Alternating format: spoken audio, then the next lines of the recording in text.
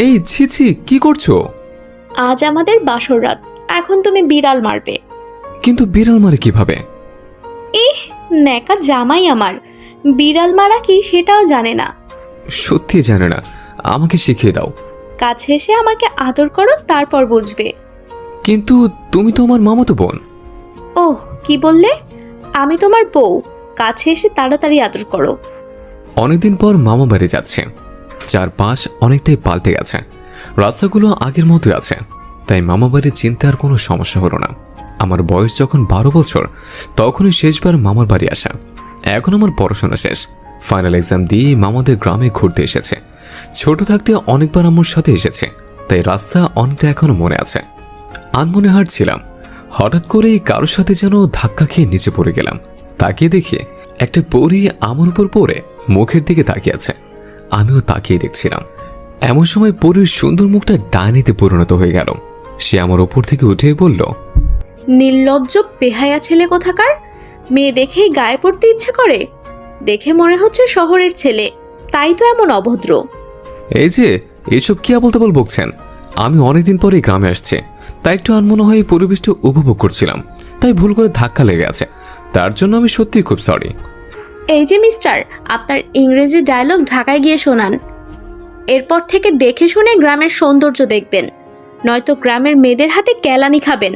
যত সব অভদ্র শহরের ছেলে। মেয়েটি কথাগুলো বলে হন হন করে চলে গেল। আমি তার যাওয়ার দিকে তাকিয়ে থেকে আবারও হাঁটতে লাগলাম। এমন ঝাঁজ এই সম্রাটকে শহরের কোনো মেয়েও দেখাতে পারেনি। তোমার মতো একটি ঝাঁচওয়ালা বউ পেলে আমার জীবনটা ধন্য হয়ে যেত। হাঁটছে আর তার মায়াবী ওই চোখ দুটো চোখের সামনে ভেসে উঠছে। জানে না কেন প্রথম দেখায় তার প্রতি এক অন্যরকম ভালো লাগা কাজ করছে। তাকে নিয়ে ভাবতে ভাবতেই মামার বাড়ির সামনে এসে দেখে মামা সুপারির গাছ দিয়ে বানানো মাচায় বসে তার বয়সী একটি লোকের সাথে গল্প করছে। দেখে মনে হচ্ছে মামার বন্ধু। আমি তাদের কাছে গিয়ে মামা বলে ডাকতেই মামা ঘুরে আমাকে দেখে দৌড়ে এসে জড়িয়ে ধরল। কেমন আছিস শাওন? 2 বছর আগে তোদের বাসায় গিয়েছিলাম, এতদিন পর এই গ্রামে আসার ইচ্ছে হলো তোর? আমার নাম শাওন ইসলাম সম্রাট। কলেজে সবে আমাকে 2 নামে ডাকলেও এমনিতে সবাই শাওন নামে ডাকে। আলহামদুলিল্লাহ মামা, আমি খুব ভালো আছি। আসলে এতদিন বিভিন্ন সমস্যার কারণে তোমাদের এখানে আসতে পারিনি।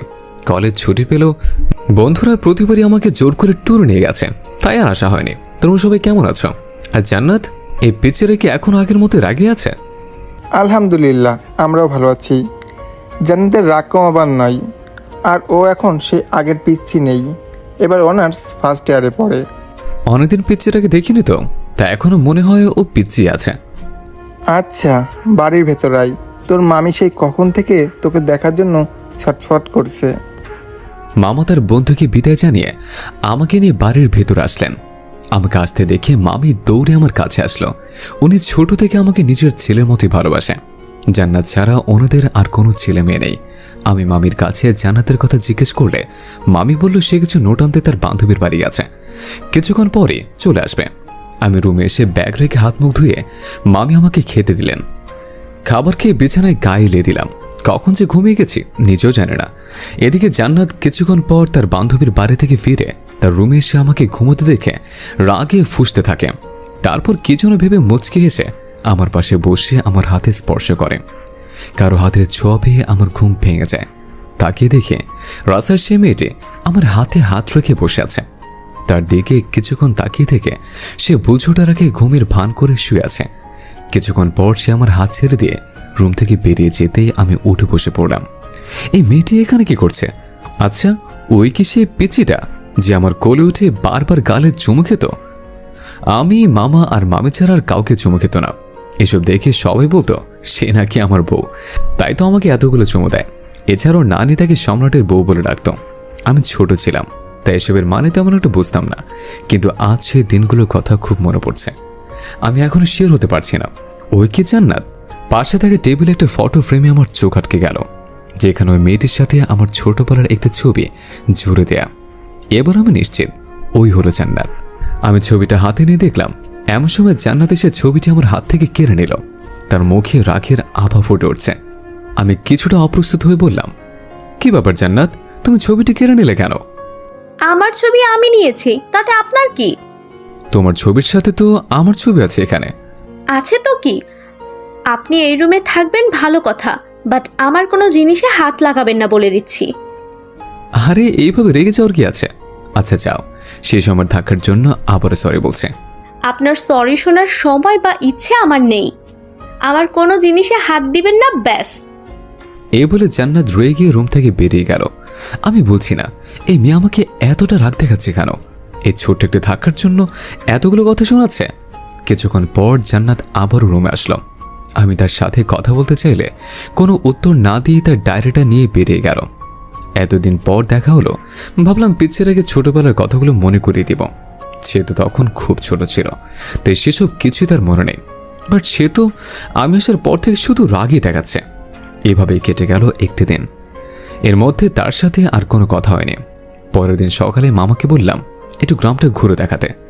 আমার আগের তেমন কিছু মনে নেই। তখন মামা বলল তাকে আজ একটি কাজে উপজেলা পরিষদে যেতে হবে। তারপর জান্নাতকে ডেকে বলল আমাকে গ্রামটা ঘুরে দেখাতে।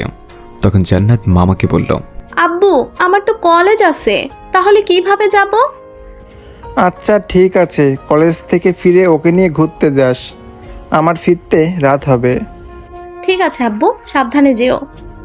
তারপর মামা চলে যেতেই সে বাড়ির ভেতর চলে গেল। দুপুর 12টা বেজে আছে, কিন্তু জান্নাতের কলেজে যাওয়ার নাম নেই। নিশ্চয় আমার সাথে যাবে না বলেই মামাকে মিথ্যে বলেছে। আমি গিয়ে তার পাশে বসতে সে রাগি চোখে আমার দিকে তাকালো। এই, আপনি এখানে কেন আসছেন? যান বলছি। ওকে যাচ্ছে, সাথে তুমি আসো, আমাকে তোমাদের এলাকাটা ঘুরিয়ে দেখাও। যাব না আমি আপনার সাথে। ভালোই ভালোই বলছি, সরুন এখান থেকে। ওকে, তুমি না গেলে আমি মামাকে আজ বলে দেব যে তুমি আজ কলেজ যাওনি। না, আব্বুকে বলবেন না প্লিজ, আমি এক্ষুনি রেডি হয়ে আসছি। এই, তুমি কি ভাবছো আমি এত রোদের মধ্যে ঘুরতে যাব? আমরা বিকেলে যাব। আচ্ছা ঠিক আছে, কিন্তু আব্বুকে প্লিজ বলবেন না। আমি আব্বুকে কোনোদিন মিথ্যে কথা বলিনি, আজই প্রথম বলেছি। আব্বু জানলে খুব কষ্ট পাবে। এই বলে রুমে এসে কিছুক্ষণ ঘুমিয়ে নিলাম। বিকেলে জান্নাতের সাথে ঘুরতে বের হলাম। সে এখনো আমি কোনো কথা বললেই কেন যেন রেগে যায়, আবার আমার নজর এড়িয়ে মুচকে মুচকে হাসে। আমরা হাঁটতে হাঁটতে ছোট একটি নদীর তীরে এসে দাঁড়ালাম। আমরা দুজন পাশাপাশি দাঁড়িয়ে নদীর স্রোত দেখছে। হালকা বাতাস বইছে, সে বাতাসে জান্নাতের চুলগুলো মৃদুভাবে দুলছে। আমি মনের সাহস জুগিয়ে তার আরেকটু কাছে গেছিলাম। এতে সে কিছু বলল না। আমি আর একটু সাহস করে তার হাতটা চেপে ধরলাম। এতে সে কিছুটা কেঁপে উঠে আমার দিকে তাকালো, তারপর আবারও স্রোতের দিকে তাকালো। কিছুক্ষণ এইভাবে থাকার পর সে আমার হাত থেকে নিজের হাতটা ছাড়িয়ে বাড়ির দিকে হাঁটতে লাগলো। আমিও তার পেছনে নিলাম। বাসে এসে জান্নাত অন্য একটি রুমে চলে গেল। আমি আসার পর থেকে সে ওই রুমে থাকে। মামা এখনো ফেরেনি। আমি রুমে এসে সে মুহূর্তটা আবারও অনুভব করতে লাগলাম। খুব অবাক করার বিষয় হচ্ছে আমি তার এত কাছে যাওয়া সত্ত্বেও সে একটুও রেগে যায়নি। আমার কেমন যেন মনে হচ্ছে সে আমার সাথে কাল থেকে যে রাগ দেখাচ্ছে এগুলো তার রাগ নয়, আমার উপর জমে থাকা অভিমান। কিন্তু তার এই অভিমানের কারণটা সেটা আমাকে জানতেই হবে। পাশে টেবিলে দেখে সেই ডায়েরিটা রাখা, যেটা জান্নাত কাল নিয়ে গিয়েছিল। আমি ডায়েরিটা হাতে নিয়ে পড়তে শুরু করলাম। মাঝের দিকের একটি পাতায় আমার চোখ আটকে গেল। সাথে সাথে ফোনটা হাতে নিয়ে ফ্রেন্ড রিকোয়েস্টগুলো চেক করে দেখে মিষ্টি সম্রাটের দুষ্ট জান্নাত আইডি থেকে ফ্রেন্ড রিকোয়েস্ট এসেছে। তারপর মেসেজ রিকোয়েস্ট থেকে চেক করে দেখে তার অনেকগুলো মেসেজ, যেগুলো প্রায় 4 বছর আগের পাঠানো। আজ আমার মেসেজ রিকোয়েস্ট না দেখার এই বধপেষ্টার জন্যই জান্নাত এতটা কষ্ট পেয়েছে। মামি কিছুক্ষণ আগে পাশের বাড়ির মামির সাথে কথা বলতে গেছেন, তাই আমি গুটি গুটি পায়ে জান্নাতের রুমের সামনে এসে তাকে ডাকতে লাগলাম, কিন্তু সে দরজা খুলছে না। আরও কয়েকবার ডাকার পর দরজা খুলে শান্ত গলায় বলল, কি হয়েছে, ডাকছেন কেন? কিছু কি বলবেন? হ্যাঁ, তার আগে ভেতরে যেতে দাও। জান্নাত দরজা থেকে সরে দাঁড়াতেই আমি গিয়ে বিছানায় বসতে বসতে বললাম, সম্রাটের বউ কথাটা তোমার মনে আছে? মামা, মানে এইসব কি বলছেন আপনি? ওকে দাঁড়াও, তোমাকে একটি অলস ছেলের গল্প বলি, শোনো। একটি ছেলে ছিল খুবই অলস, সারাদিন শুধু বিছানা পড়ে থাকতো। এই দেখে ছেলেটির আম্মু খুব রেগে গিয়ে তাকে দূরের একটি কলেজ হোস্টেলে ভর্তি করে দেয়। সেখানে অবশ্য ছেলেটি কিছু বন্ধু পায়, কিন্তু তারা ছেলেটির সাথে কোনো কিছু শেয়ার করতো না, তাই সে খুব একাকিত্ব বোধ করত। সে ফেসবুক চালালেও তার অলসতার কারণে ফ্রেন্ড রিকোয়েস্ট কিংবা মেসেজ রিকোয়েস্টে তেমন একটা গুরুত্বও দিত না। এভাবেই দিন কাটতে থাকে। অনেকদিন পর মিষ্টি সম্রাটের দুষ্ট জান্নাত নামের আইডি থেকে কে একজন রিকোয়েস্ট পাঠায়। তার অলসতার জন্য সে আইডিটাকে তেমন একটা গুরুত্ব না দিয়ে ঝুলিয়ে রাখে। তারপর আমি আরও কিছু বলতে যাব তার আগে জান্নাত লাফিয়ে আমার বুকে এসে পড়ল। তারপর আমার শার্টের কলারটা টেনে ধরে বলল, এই, তোর সব বাজে কথা বন্ধ কর। নিজের অলসতার গল্প শোনাতে মন চায়, তাই না? তোর সব অলসতা একদম জন্মের মতো ঘুচিয়ে দেব। হে কি বলছো? আগে পুরো গল্প তো শোনো। তারপর একদিন ছেলেটি, ওই, তোরে চুপ থাকতে বলছি না? আচ্ছা ঠিক আছে, এই চুপ করছে। তার আগে দরজাটা চাপিয়ে দাও, নয়তো কেউ দেখে ফেললে আমাদের সবাই ভুল বুঝবে। জান্নাত আমার মুখে আঙুল রেখে চুপ থাকতে বলল। তারপর দরজা চাপিয়ে দিয়ে এসে আমার বুকে মাথা রাখলো। অনেকক্ষণ হয়ে গেছে, সে কোনো কথাই বলছে না, আমাকে চুপ থাকতে বলেছে।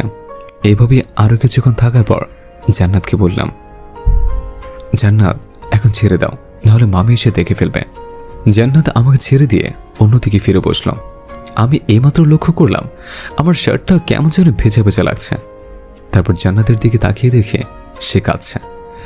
আমি গিয়ে তার পাশে বসতে আমার দিকে ফিরে বলল, ভাইয়া, তোমার গার্লফ্রেন্ড আছে? অবশ্যই আছে। এখনো তো এসব করার সময়, তাই না? জান্নাত খুব রেগে গিয়ে আমার কলার ধরে তার মুখের কাছে টেনে নিয়ে বলল, কি, তুই রিলেশন করিস? এই বল, কোন শাকচুন্নির সাথে তোর প্রেমের সম্পর্ক? আমি ওকে মেরে হাত পা ভেঙে দিব। আমি জান্নাতের এমন বিহেভ দেখে মুচকে হাসছে। কখনো বা আপনি বলছে, আবার কখনো তুমি থেকে তুই। আচ্ছা, আমি তোমাকে ওর ফেসবুক আইডি দিতে পারি।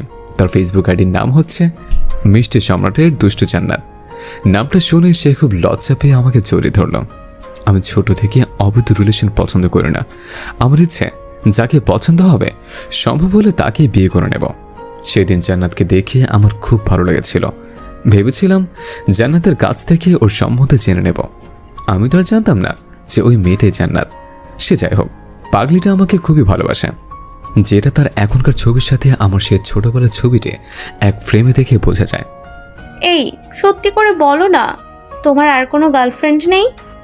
কেন, আমাকে দেখে কি তোমার প্লে বয় মনে হয়? ধুর, তুমি প্লে বয় হতে যাবে কেন? তুমি তো আমার মিষ্টি সম্রাট। তাই? আচ্ছা, আমি হয়তো আমাদের বাড়িতে আসার পথে তোমার সাথে ধাক্কা লেগে প্রেমে পড়েছে, বাট তুমি তো খুব ছোট থাকতে আমাকে দেখেছিলে। তাহলে সব ছেলেদের ছেড়ে আমার গাড়ি কেন চলতে চাইছো বলো তো? কারণ সবাই চায় আমি তোমার বউ হই। আমি আম্মুর কাছ থেকে তোমার পুরো নাম শুনেছিলাম। সেই নামগুলো ফেসবুকে অনেকবার সার্চ করে তোমার আইডি চোখে পড়ে। তোমাকে দেখেই আমার খুব ভালো লেগে যায়। প্রোফাইলে ঢুকে দেখি রিলেশন স্ট্যাটাস সিঙ্গেল, তাই তোমাকে ফ্রেন্ড রিকোয়েস্ট পাঠিয়ে মেসেজ দেই। কিন্তু কয়েক মাস ধরে মেসেজ দেওয়ার পরও তুমি সিন করলে না, তাই তোমার ওপর খুব রাগ হয়েছিল। বুঝলাম, কিন্তু তুমি তো আমাকে খুব ভালো করে চিনতে, তাহলে রাস্তায় দেখা হলে পরিচয় দাওনি কেন? প্রথমেই তোমাকে দেখে আমার খুব ভালো লাগছিল, বাট পরে তোমার অ্যাটিটিউডের জন্য খুব রাগ হচ্ছিল, তাই ওভাবে পরে কথা শুনিয়ে চলে গিয়েছিলাম। বাহ, আমি তো দেখছি খুবই লাগে। এত সুন্দরী আর ঝাঁচওয়ালা বউ পেলে জীবনটাই ধন্য মনে হবে। দুজনে মিলে ঝগড়া করতে পারবো, আবার একজন অন্যজনের রাগ ভাঙিয়ে বুকে টেনে নিতেও পারবো। এই, আমাকে একদম ঝাঁঝওয়ালা বলবে না বলে দিচ্ছি। বললে কি করবে? দাঁড়াও, দেখাচ্ছি কি করব। এই বলে জান্নাত আমার দিকে তেড়ে আসলে দৌড়ে রুম থেকে বেরিয়ে টিউবওয়েল পারে আসলাম। আমি আসতে মামি বাড়ির ভেতরে প্রবেশ করলেন। আল্লাহ, খুব বাজে বেঁচেছে। মামি দেখলে বেশ লজ্জায় পড়তে হতো। রাতে আমি, জান্নাত আর মামি বসে গল্প করছে, এমন সময় মামা রুমে ঢুকলো। তার পেছনে আব্বা আম্মুকে দেখে আমি বেশ অবাক। এ কি আম্মু, তোমরা এখানে? তুমি না বললে এখন আব্বুর কাছের জন্য আসতে পারবে না, তাই আমি একা চলে আসলাম। তোর আব্বুর কাজটা ক্যান্সেল হয়ে গেছে, তাই আমরাও চলে আসলাম। অনেকদিন হলো জান্নাত বৌমাকে দেখি না। আম্মু জান্নাতকে বৌমা বলায় আমরা দুজনে বেশ লজ্জায় পড়লাম। আমাদের লজ্জা পেতে দেখে সবাই হেসে দিল। তখন মামা বললেন, শোন, আপু আর দুলাভাই এখানে এসেছেন কারণ কাল আমরা তোদের বিয়ে দেব। তারপর তুই একটা ভালো জব পেলে খুব বড় করে অনুষ্ঠান করা হবে। তাই বলে কালই বিয়েটা করতে হবে? হ্যাঁ, করতে হবে। শুধু তোর জন্যই ভাই জান্নাতকে অন্য কোথাও বিয়ে দেয়নি। এখন আইনতভাবে জান্নাতের বিয়ের বয়স হয়েছে। গ্রামের লোকেরা জান্নাতকে নিয়ে আজে বাজে মন্তব্য করছে, আর তোরও তো বিয়ের বয়স হয়ে যাচ্ছে, তাই আমরা কালই তোদের বিয়ে দিয়ে দেব। তবু আগে জান্নাতের পড়াটা শেষ হলে তারপর বিয়ে করি। না শাওন বাবা, বিয়েটা এখনই কর। কিছু বকাটে ছেলেরা আমার মেয়েটাকে অনেক বিরক্ত করে। আমাদের ওকে নিয়ে সবসময় চিন্তায় থাকতে হয়। আমি জানি তুই জান্নাতকে খুব ভালোভাবেই আগলে রাখতে পারবি। প্লিজ বিয়েটা করে নে। আচ্ছা ঠিক আছে, তোমরা সব ব্যবস্থা করো, আমি একটু জান্নাতের সাথে কথা বলতে চাই। এ বলে জান্নাতকে ইশারায় আমার সাথে বাইরে আসতে বললাম। জান্নাত আসতেই আমি তার কাঁধে হাত রেখে বললাম, তোমাকে বকাটেরে বিরক্ত করে আমি বলনি কেন? তুমি যদি আগে বলতে তাহলে ওদের এক একটাকে মেরে হসপিটালে পাঠিয়ে দিতাম। জান্নাত কিছু না বলে আমাকে শক্ত করে জড়িয়ে ধরল।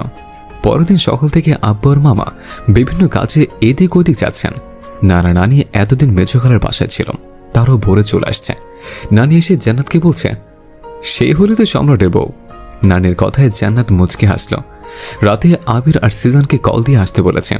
শালারা জোহরের পরে সে পৌঁছালে ওদের কাজে লাগিয়ে দিলাম। বন্ধুর বিয়ে আর কাজ না করেই খেয়ে যাবে, সেটা কিভাবে হয়? রাতে বিড়াল মারতে বাসার ঘরে ঢুকে দেখে আমি বিড়ালকে মারার আগে বিড়াল পাল্টা আক্রমণ শুরু করে দিয়েছে। অনেকক্ষণ যুদ্ধ করে অবশেষে বিড়ালটা মেরে দিলাম। বাট এই বাসরাতে বিড়াল গিয়ে জিনিস আমার আদৌ জানা নেই, না জেনেও মেরে দিছে। একে বলে সম্রাটের ট্যালেন্ট। এই বিড়াল কি জিনিস? আশা করি সবাই কমেন্টে বলে যাবেন। সবাই ভালো থাকবেন। আল্লাহ হাফেজ।